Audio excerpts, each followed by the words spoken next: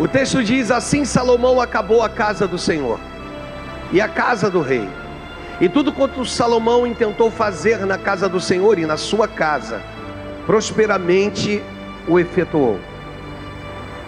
De noite apareceu o Senhor a Salomão.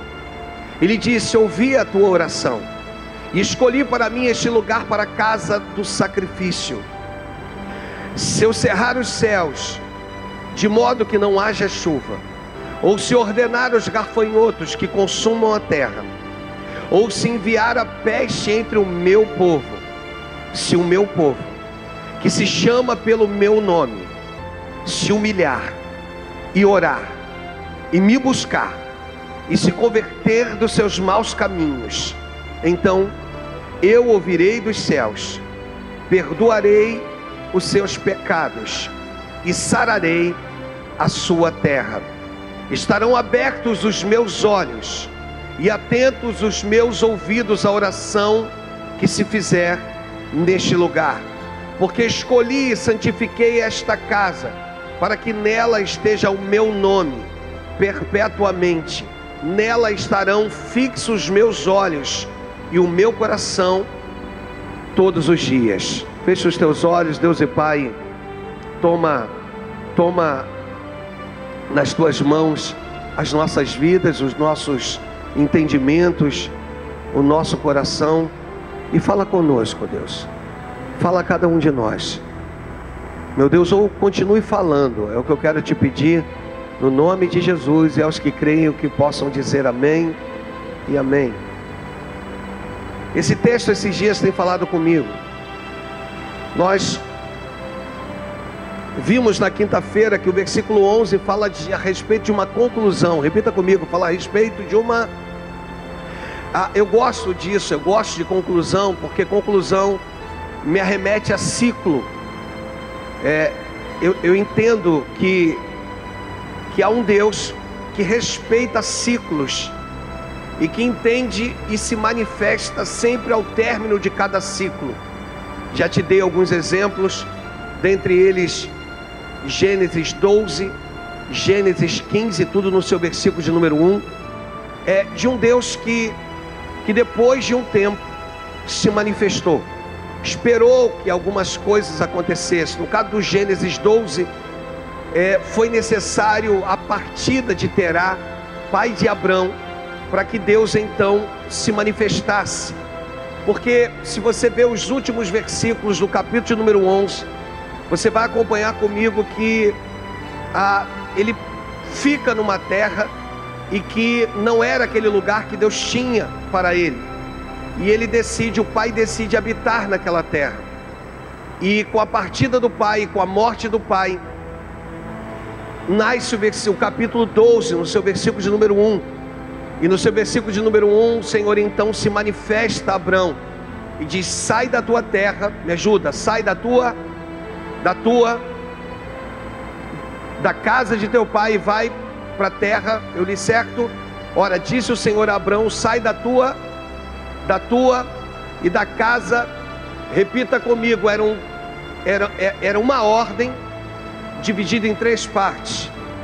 E você vai observar que Abrão, ele não respeita essas 3 partes da ordem. Ele respeita 2 delas. Ele leva com ele um parente chamado Ló. Por esse motivo nasce o capítulo 13, no seu versículo de número 7. Então, por ele não ter entendido o que Deus tinha para ele, nasceu então o versículo 7 do capítulo 13, que diz que houve contenda entre os pastores do gado de Abrão e os pastores do gado de Ló. Ou seja, só houve contenda porque quando ele sai da terra, ele leva com ele Ló. E aí lá na frente vai dar um monte de problemas. Mas eu quero voltar ao texto que nós estávamos lendo em Crônicas, ou entender o versículo de número 1 do Gênesis, capítulo 12, o seu versículo 1, por favor, Mateus, que Deus se manifesta. Nós vamos ver acontecendo a mesma coisa no Gênesis 15, no seu versículo de número 1. Eu gosto de falar sobre isso porque é importante que a gente compreenda depois destes acontecimentos. Então isso mostra que se cumpre um ciclo e Deus vai lá e se manifesta. A igreja entendeu isso? Por favor, diga amém. Então existe um Deus que respeita ciclos. Existe um Deus que me dá a possibilidade de viver algumas coisas e concluí-las. Isso é que é muito importante. Se tem uma coisa que eu sou muito chato, sempre fui, dentre tantas que eu sou muito chato, mas tem uma que eu sou mais chato ainda, é concluir aquilo que eu comecei. Tudo aquilo que eu começo eu gosto de concluir. E nós vamos ver algumas pessoas com muita dificuldade nisso. Começa uma coisa e para. Começa uma faculdade e para. Começa algo e para. Sabe? Conclua. Entenda que tem um Deus que é um Deus de conclusão. É um Deus que se manifesta. E por esse motivo Deus hoje vira para nós e mostra que a partir desse texto de Crônicas, lá no capítulo 7, no seu versículo de número 11, mostra que era um tempo de conclusão. Ou seja, assim Salomão acabou a casa do Senhor. Além de ser um tempo de conclusão, é um tempo de prioridade. Repita comigo, era um tempo de prioridade. Repita comigo: primeiro, ele conclui a casa do Senhor e depois a sua casa. Quando você entende o que é prioridade, o que alegra o coração de Deus, quando você está priorizando as coisas certas, quando você compreende isso, as demais coisas lhe são acrescentadas. Eu gosto disso. Eu gosto quando tem um Deus que vira para ti e diz: observai as aves dos céus, que não semeiam, não colhem, nem ajuntam em celeiro, todavia o Pai Celestial as sustenta. Não valeis vós muito mais do que as aves dos céus? Deus está falando comigo e contigo a respeito de conclusões. Há alguns de nós que vamos precisar voltar atrás e concluir algumas coisas. Voltar atrás e observar que nós deixamos algumas coisas para trás. E nós vamos precisar voltar. E Deus se alegra com isso, sabe, irmãos? Mas, pastor, a Bíblia não diz que Deus não se compraz daqueles que retrocedem. Eu tenho que entender o contexto desse texto. Eu tenho que compreender quando no Êxodo, lá no capítulo 14, no versículo 15, quando Deus vira Moisés e diz: ordene o povo que marche. É tão bom quando você compreende isso, quando você entende o valor de um Deus que te impulsiona, sabe? Um Deus que te constrange a andar para frente. Um Deus que te impulsiona a viver coisas novas todos os dias. Mas eu não consigo viver Gênesis 14, 15 sem antes viver Gênesis 14, 2. Eu preciso aprender que há um tempo na minha vida em que Deus está preparando o maior espetáculo. Não sei se você sabe disso, mas algumas pessoas não conhecem o nome de Jesus, mas conhecem o nome de Moisés. Ele está preparando aqui um dos maiores espetáculos. E o número de inimigo era um número ainda inferior. E no Gênesis 14, no versículo 2 desse texto, ele vai projetar para a gente. O texto diz: e fizeram guerra contra Berá, rei de Gomor, versículo de número 3, por favor. Todos esses ajuntaram no vale de Sidom, que é o mar salgado, versículo 4. 12 anos serviram, porém no 13º se rebelaram. E nós vamos aprender com esse texto no Gênesis, eu falei Gênesis, Êxodo, perdão, 14, 2, me perdoa. O texto vai dizer assim, no Êxodo 14, 2, fala aos filhos de Israel que retrocedam e que se acampem. É interessante aqui quando você vai estudar aqui aonde o povo ficou, de frente a Pierote e Migdol e o mar, e Baal-Zefon, em frente dele vos acamparei junto ao mar. Mas o texto diz assim, não, só o 2, por favor. O texto diz assim: fala aos filhos de Israel que retrocedam, Então tem coisas que eu preciso aprender antes de eu avançar. Muitas das vezes Deus vai me pedir para retroceder. Existem coisas que Deus vira para nós e diz assim: retroceda, porque talvez ao retroceder você vai obter valores que foram perdidos, sabe? Entenda algumas coisas hoje. Hoje tem um Deus, a gente volta a Crônicas. Hoje tem um Deus virando para você dizendo: conclua o que eu te dei, o que eu projetei nas tuas mãos. Conclua aquilo que você se destinou a fazer. Conclua aquilo, entenda, não te faças negligentes com o dom que há em ti, sendo dado pelo presbitério, imposto pelas mãos dele, mas sendo chamado por Deus. Então, quando eu digo que esse texto fala de conclusão, assim Salomão acabou a casa do Senhor e a casa do rei, e tudo quanto Salomão intentou fazer na casa do Senhor e na sua casa, prosperamente o efetuou. E aí no versículo número 12 vai dizer que de noite apareceu o Senhor. Repita comigo: de noite apareceu o Senhor. E aí é onde Deus me levou, e agora sim eu começo a pregar. É onde o Senhor me levou a um texto, a um momento da história depois da ressurreição de Cristo. O momento em que os discípulos receberam um recado que Jesus iria ter com eles na Galileia. E eles se ajuntam numa casa. Ficam todos reunidos ali aguardando por Cristo naquela casa. E vai passando o dia e nada acontece. E vem o entardecer e nada acontece. A Bíblia diz que já era tarde quando Jesus atravessa a parede. Os discípulos já haviam fechado as portas, já haviam fechado as janelas, porque eles estavam com medo. E Jesus atravessa a parede e diz: Pai seja convosco. Ele faz e ele cumpre no tempo dele, ele faz no momento dele, ele faz na hora dele. O texto diz assim: de noite apareceu o Senhor a Salomão. Quando ele entende que algumas coisas estão concluídas na tua vida, ele se manifesta. Quando ele compreende que você está preparado para viver outras coisas, ele se manifesta.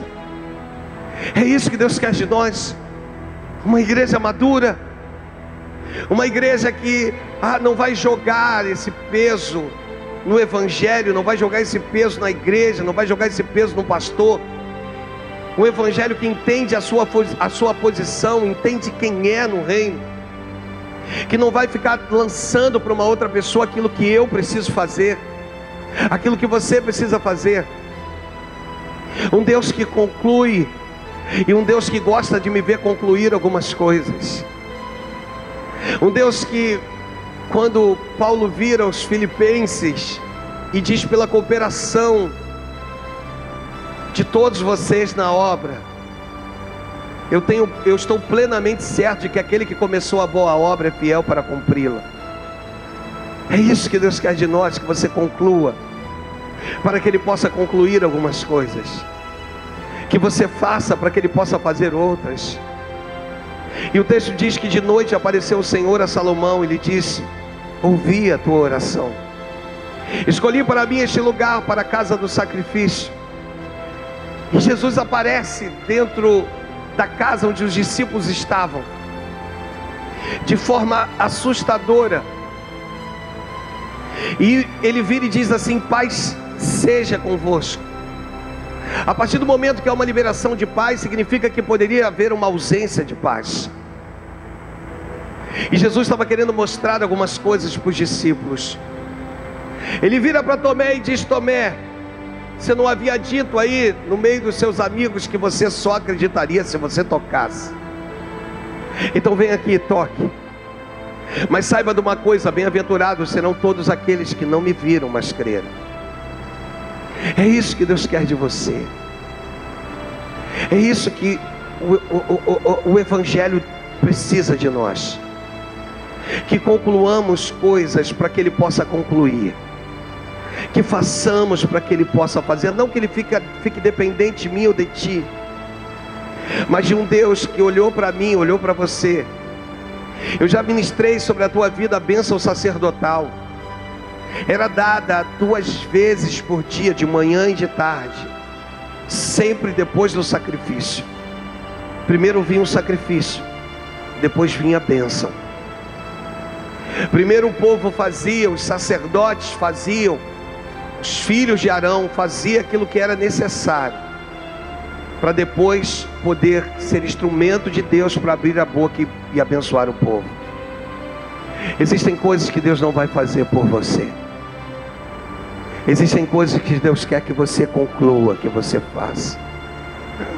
Outras, se necessário, que você volte com humildade e volte fazendo.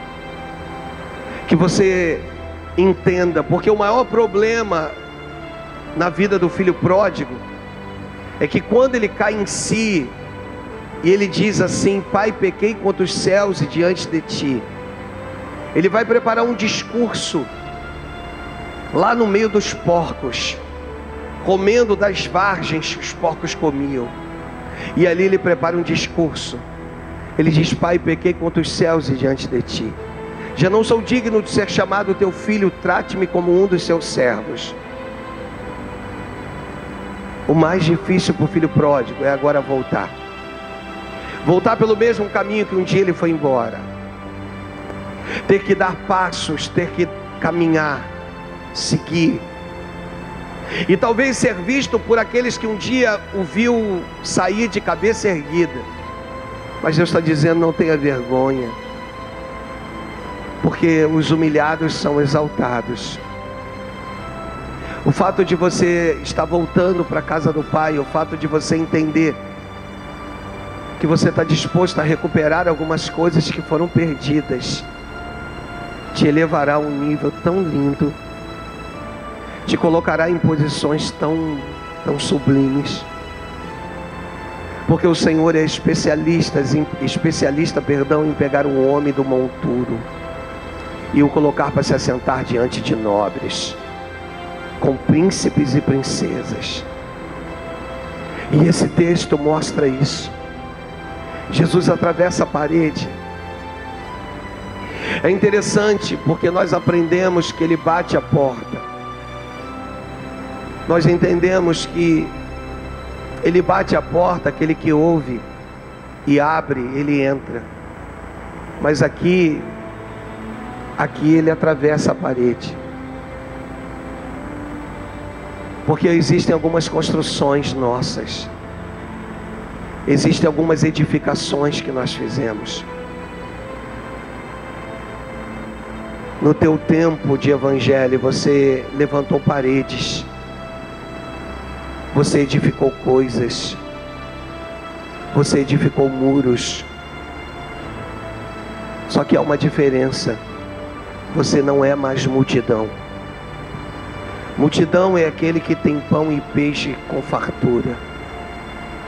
Discípulo é aquele que tem tempestade, mar revolto, vento contrário, mas tem um Cristo que anda por sobre as águas para entrar na embarcação dele. Isso é ser discípulo, é concluir, é ir, é olhar e dizer assim: Deus, aonde eu parei? Senhor, o que eu deixei de fazer, que eu fazia? Quando Salomão conclui, quando ele menos espera. Alguns teólogos que vão dizer que seria o menos provável esse horário de Deus se manifestar, tendo em vista todas as outras manifestações de Deus. Só que o texto diz que de noite ele age de forma improvável. Apareceu o Senhor a Salomão. Ele disse: ouvi a tua oração. Sabe, um Deus que olha para nós e diz assim: eu sei o que tu sente, eu sei o que tu passa. Ouvi a tua oração, escolhi para mim este lugar para a casa do sacrifício. Mas entenda uma coisa, Salomão: se eu cerrar os céus de modo que não haja chuva, Se eu ordenar aos gafanhotos, aqui não está dizendo a respeito de uma ação do diabo. Existe a vontade permissiva de Deus e a vontade soberana de Deus. Na permissiva, ele pode até usar o inimigo. Na soberana, a ação é 100% dele.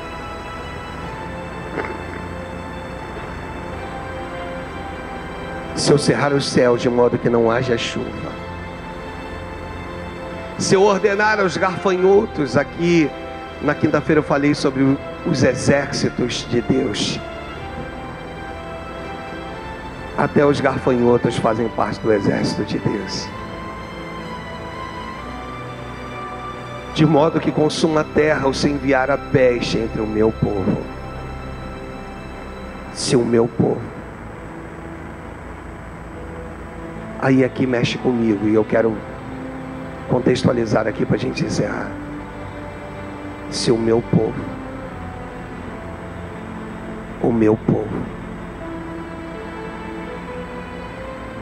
que se chama pelo meu nome,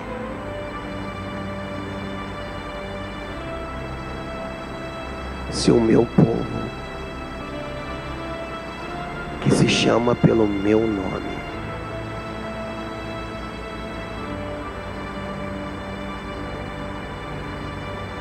é quando você sabe quem você é.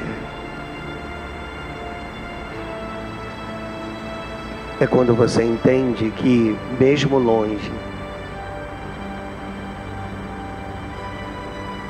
mesmo distante, deixa eu falar do filho pródigo de novo. Ele continuou sendo filho. Filho distante, mas filho. Se o meu povo, quando a igreja atinge esse nível de maturidade, de olhar e dizer: eu faço parte do povo de Deus. Se o meu povo, que se chama pelo meu nome, se humilhar.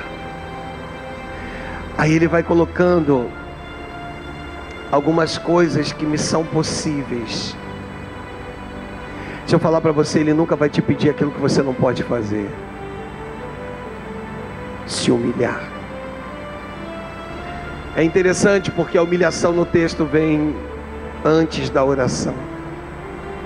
Eu posso orar, mas posso não me humilhar. Mas quando eu me humilho, talvez palavras não vão sair da minha boca, mas também não haverão necessidade, porque no ato da minha humilhação, meu Deus me ouve. Se o meu povo, se vocês entendessem que vós sois nação santa, sacerdócio real, povo de propriedade exclusiva de Deus, a fim de proclamardes as virtudes daquele que te tirou das trevas e te pôs sobre a luz. Se o meu povo, que se chama pelo meu nome, se humilhar e orar e se converter dos seus maus caminhos, então eu ouvirei dos céus. Um Senhor que habita num alto e sublime trono, as abas das suas vestes estão sobre a terra, que tem prazer em poder ouvir os seus filhos. É isso que Deus quer de nós. É isso que Ele quer de você. Um nível de esvaziamento capaz de agradá-lo. Ele tem olhado para nós e tem dito assim: você não tem me dado o seu tudo. Você vem, A religiosidade te consumiu porque a posição que você ocupa, você acha que lhe é suficiente, mas eu não tenho me agradado de ti. Tenho olhado para você e tenho dito: ah, se você se der um pouco mais, se você fizer um pouco mais. Porque existe um Deus que, quando olha para nós, já percebeu em nós a condição. Um Senhor que nunca irá te cobrar aquilo que você não pode oferecer, que nunca vai te provar acima da sua capacidade, mas de um Deus que tem ciúme dos seus. Se o meu povo, o texto fala que ele é separado. Então deixa eu ministrar para você, porque agora o Espírito Santo quer falar diretamente com algumas pessoas. Por que que você tem estado em lugares que não me agrada? Por que que você tem estado com pessoas que não me agradam?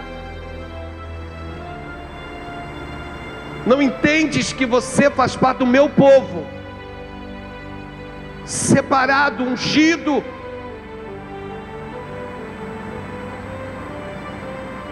O maior problema de Uzá, porque Uzá faz parte da tribo que podia tocar, ou parte dela que podia tocar nos utensílios sagrados, mas ele não fazia parte do clã que tinha autoridade para tocar nos utensílios sagrados. Então a tribo de Levi era uma tribo separada. Cada um exercia uma função, cada clã exercia uma função, e Uzá não fazia parte daqueles que tinha autoridade para tocar nos utensílios sagrados. E ele vai lá e, de forma, ainda fazendo parte da tribo, ele vai lá e toca na arca quando os bois tropeçam. E Deus não o poupa. Se o meu povo, quando você entende quem você é, quando você compreende a sua posição no reino, quando você entende quem você é diante de Deus, não há necessidade do Senhor ficar toda hora tratando com coisas tão mínimas, porque você entende que você faz parte do povo de Deus. Se o meu povo é meu, Alexandre,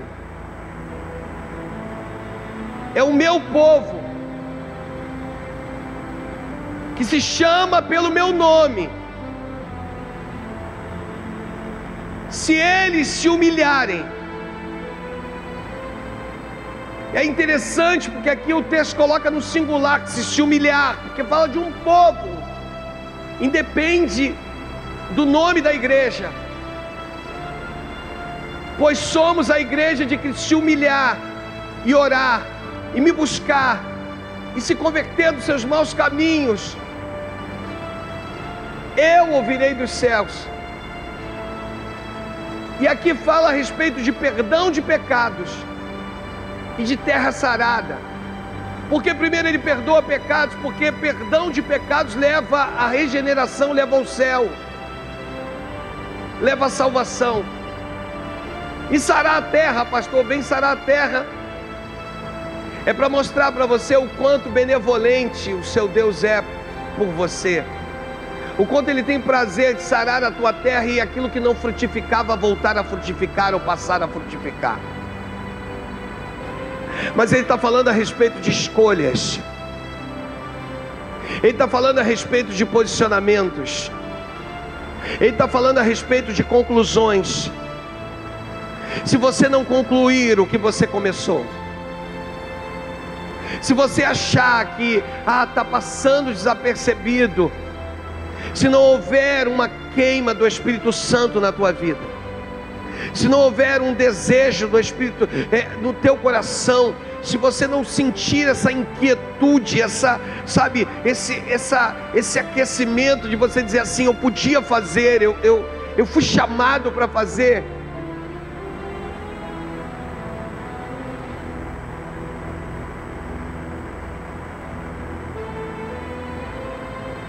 Conclua aquilo que Deus confiou nas tuas mãos. Vá até o fim. Mas eu tenho visto, às vezes eu gosto, porque os mais jovens às vezes me procuram. Eu vejo meu sobrinho, às vezes ele chega e diz: tio, tá difícil assim, tô indo por aqui. Eu digo: fica firme, permaneça, porque até aquilo que se levanta como contrário vai lhe servir para ser um bom líder. Um líder não lida só com pessoas que vão balançar suas cabeças dizendo que sim. Um líder lida com os contrários. Eu encerro para contar a história de um homem chamado Jessé Pinheiro, pastor há 54 anos na Igreja Batista Central de Olaria. E esse homem, um dia, um dos seus pastores chegou diante dele e disse: pastor, eu tenho algo para contar para o senhor. E ele: me conte. Está havendo um complô para tirarem o senhor na próxima eleição de pastores. E eu não aceito isso, pastor. Eu não aceito. O senhor, só que o senhor é pastor há 34 anos. Eu não admito isso. Estão traindo o senhor, pastor. Pastores que foram ordenados pelo senhor querem o lugar do senhor. E aquele homem, de forma tão simples, disse: eu aprendi a lidar com os contrários. O homem que o outro havia trago como sendo alguém responsável por essa traição, no domingo seguinte o pastor colocou para pregar. Aquele pastor que levou o fato para ele, foi nele depois do culto, disse: como é que o senhor faz uma coisa dessa? E ele virou e disse: a obra não é minha, a obra é dele. Aprenda a lidar com os contrários da sua vida. Aprenda a lidar com as decepções. Aprenda a lidar com aqueles que vão balançar a cabeça dizendo que estão contigo e de repente não estão, mas independente disso, a obra não é sua. O dono da obra é aquele que tem poder de cuidar de todas as coisas. O dono da obra é aquele que tem poder de dizer assim: ó, é por aqui. Faz você a tua parte, deixa que eu faço a minha. E isso é que nos importa. E aquele homem então cedeu o seu posicionamento, aceitou ser jubilado, abriu mão. Vocês querem? Então toma, de vocês. Porque ele compreendeu que toda a construção, quando o apóstolo Paulo vira e diz: porque a nossa leve e momentânea tribulação produz para nós eterno peso de glória. Ele pega mais de 30 anos de ministério e ele coloca de um lado da balança e do outro ele coloca o peso da glória de Deus. E ele diz que todos os açoites, tudo aquilo que ele havia vivido na quarentena menos um, eram açoites que um açoite só deixava a pessoa louca. E com tudo aquilo que ele havia vivido, tudo aquilo que ele havia passado, ainda assim o texto diz assim: o que mais me importa é como anda a igreja do Senhor. Deus quer formar homens e mulheres de Deus, capazes, resistentes, firmes, de uma só palavra, sem titubear, sem vacilar. Por isso nós temos trabalhado com jovens, para formar neles uma safra de valentes. O que é o gigante? Quem é o incircunciso? Deixa que eu vou, eu enfrento. É isso que Deus quer de nós, que concluamos valores nenhum adquirido nesse mundo com a perda da salvação da sua família recompensará. Vale muito mais não ter e ter a presença do que ter e perder a presença. Deus hoje vira para nós e disse: o meu povo, eles dizem que são ou que fazem parte do meu povo, mas eles não querem se humilhar, eles não querem orar, eles não querem me buscar, e eles não querem se converter dos maus caminhos. Mas se eles fizerem, eu virei, perdoarei os pecados e sararei as suas terras. E é isso que Deus quer de nós essa manhã. Curve a sua cabeça em nome de Jesus.